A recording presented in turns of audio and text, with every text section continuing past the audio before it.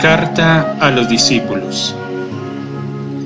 Amados discípulos míos, ¿cómo quisiera yo hoy convencerles que el pecado es la peor tragedia que les pueda ocurrir, mucho más grave que cualquier desgracia económica o pérdida de un ser querido, peor que el cáncer, peor que el SIDA tan temido?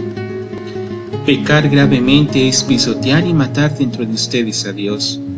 Es echarlo fuera de su casa y entregarse en las garras del demonio, de cuyos lazos el bautismo les había liberado.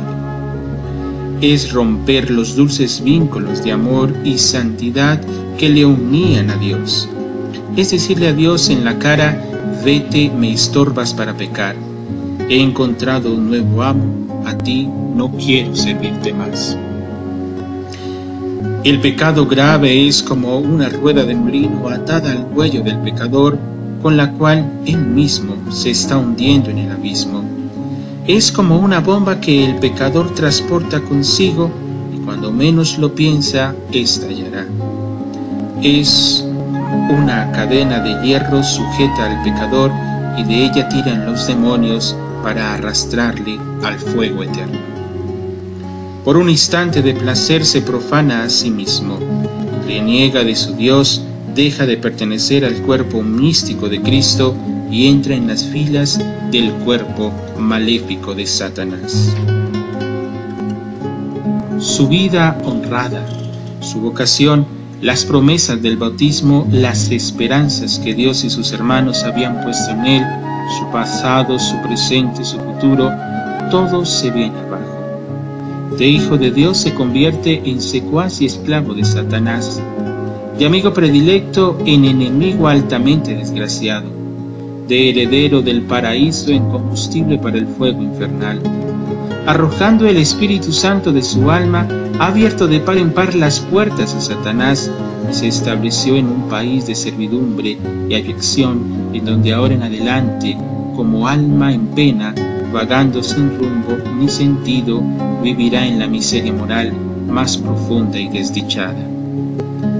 En el bautismo el sacerdote había imprecado al demonio: sal de aquí, espíritu inmundo, y cede lugar al Espíritu Santo. Al pecar gravemente, el pecador le dice a Dios: salid de mí, por favor, y cede el lugar al espíritu maligno. Qué tristeza, qué locura, qué degradación. De rey de la creación a esclavo, de hijo adoptivo de Dios a sujeto al yugo diabólico. ¡Qué ruina! ¡Qué bancarrota! ¡Qué quiebra total! A no ser que por la misericordia infinita de Dios se arrepienta, se confiese sacramentalmente y vuelva a gozar de la divina gracia. Pero mientras persista en su pecado, no almacenará méritos que valgan para la vida eterna. Los años pasados en el pecado solo hacen envejecer al pecador y acumular una carga, día tras día, más pesada de culpabilidades que arrastrará ante el divino juez. El alma en pecado, discípulos míos, es un templo de Dios profanado. El Dios del cielo ya no tiene allí su altar. El Espíritu Santo no mora ya allí como en un templo. Lo que antes era por la gracia una hermosura huerta, un jardín florido de virtudes en la cual yo, su Señor, hallaba mi deleite. El pecado lo arrasó, lo convirtió en un charral donde no crece sino los abrojos y espinos de los vicios. El hombre que lleva un pecado mortal en su conciencia es como un pobre pececillo que con el cebo tragó el anzuelo. Cuanto más procure desprenderse de él, más profunda y dolorosamente se clava en las entrañas. Es como un árbol pequeño tan envuelto y sofocado en toda clase de plantas trepadoras, que a falta de aire y de luz va decayendo y termina por morir. Los pecados, en efecto, impiden que lleguen al alma el aire y la luz de la gracia divina. Mientras que ustedes, discípulos míos, peregrinan sobre la tierra, pueden disponer de su vida, permanecer en estado de gracia, abrazar su cruz y servir a su Dios, en una palabra, hacerse santos, como mi Padre del cielo es santo. pueden también aburrirse de todo esto, irse de la casa del Padre como el Hijo pródigo, en pos de placeres y convertirse en unos rebeldes. Pero sépanlo bien, en la hora de la muerte se acabará su libertad. Cada uno entonces pagará eternamente las consecuencias de su elección. Pero qué ironía, en cambio, de todo lo que prefirió perder, el pecador ni siquiera tiene un solo día feliz. Cuán justamente exclama San Agustín, hablando por experiencia propia: nada más infeliz que la felicidad de los que pecan. Pecó para obtener cierto placer corporal. Pasó el placer, quedó el pecado. Pasó el deleite, quedó la cadena, la vergüenza y la falta de paz.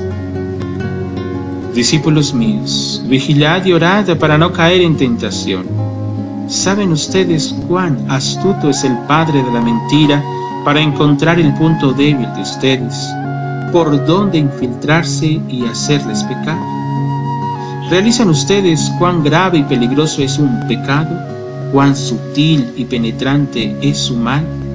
¿Cómo da vueltas a su alrededor y entra por cada rendija, por cada poro, como un polvo fino que todo lo cubre y lo contamina y obliga a una atención y limpieza constante? Acudid pues a mí. Un buen médico no se conforma por curar los síntomas del mal, ataca las causas para evitar recaídas. Yo, su Jesús misericordioso, médico del alma, les quiero arrancar las raíces de sus pecados. Mis instrumentos de cirugía son la confesión y la comunión. La primera cura el mal, la segunda evita las recaídas. Vigilad y orad. Yo haré el resto. Restauraré en su alma la semejanza y la gracia divina, de modo que al finalizar ustedes su peregrinaje terrenal, el Padre Celestial reconozca en ustedes la imagen de su Hijo bien amado y les abra largo y tendidamente los brazos con un: entrad en mi reino. Así sea.